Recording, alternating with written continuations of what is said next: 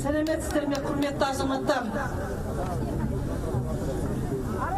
Осыдан 15 жыл бұрын тура осы аланда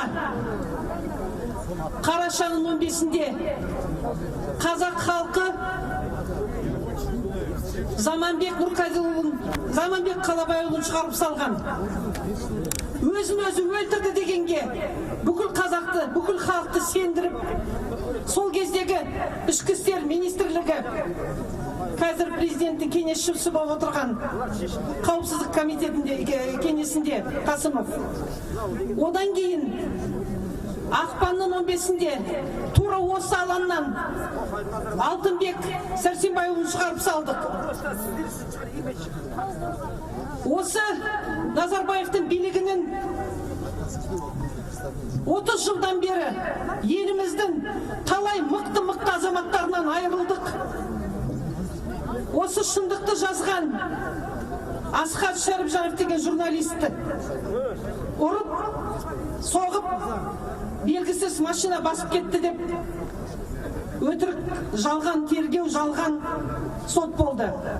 Белгісіз жағдайда, осы бүгін болып жатқан жағдайды анық жазған Сәкен Таужанов деген мықты журналист болған. Еліміздегі ең бірінші тәуелсіз интернет журналист. Ол да көшені кетіп бара жатқан кезде белгісіз машина қағып кеткен аяқ астынан. Нури Муфтах, тағы басқа. Бұны айтып тұрғаным, саяси қуғын сүргін, саяси қудалау, саяси тапсырыспенен адам өлтіру, өз пікірін білдірген үшін қысым жасау бүгін жалғасуда. Кеше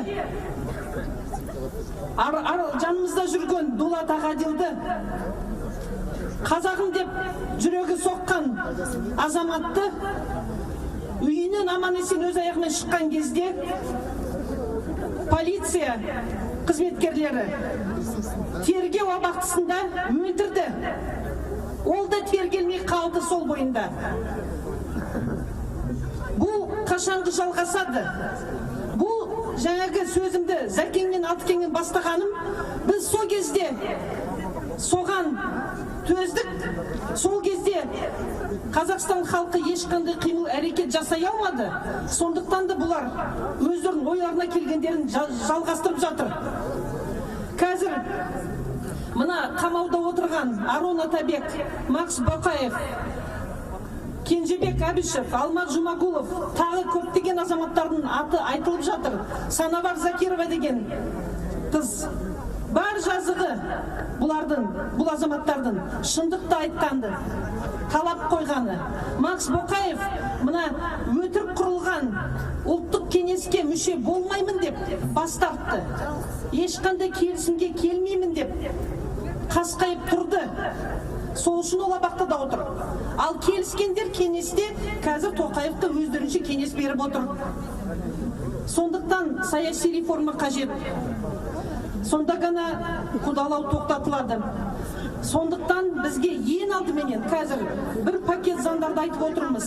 Сайлау туралы заң, саяси партиялар туралы заң, мына бейбіт жиын, шеру, митинг ұйымдастыру туралы заң. Мына бүгінгі митингке шынымды айтсам көңілім де соқпады. Бірақ мына ұйымдастырушылар ғалым Бақытжан Төлегожина үлкен жұмыс атқарды. Келгендеріңізге шүкір.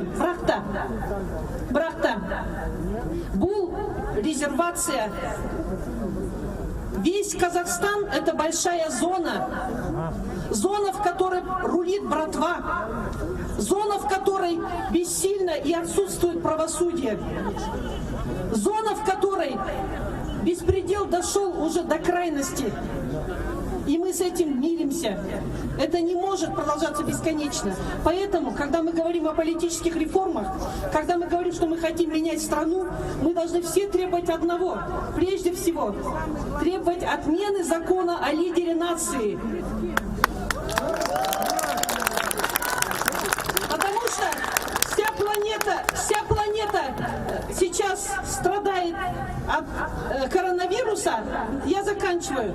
У всей планеты коронавирус, но у Казахстана диагноз ельбасизм. Да. Я много могу говорить. Мне сейчас сейчас говорят: Маржан Хасеновна, не подставляйте организаторов. Я свободный гражданин своей страны. Я не буду эмигрировать. Я буду говорить то, что я думаю и считаю нужным сказать. Господин Токаев, господин Назарбаев, хватит водить людей за нос. Вам придется отвечать за все, что вы сделали. И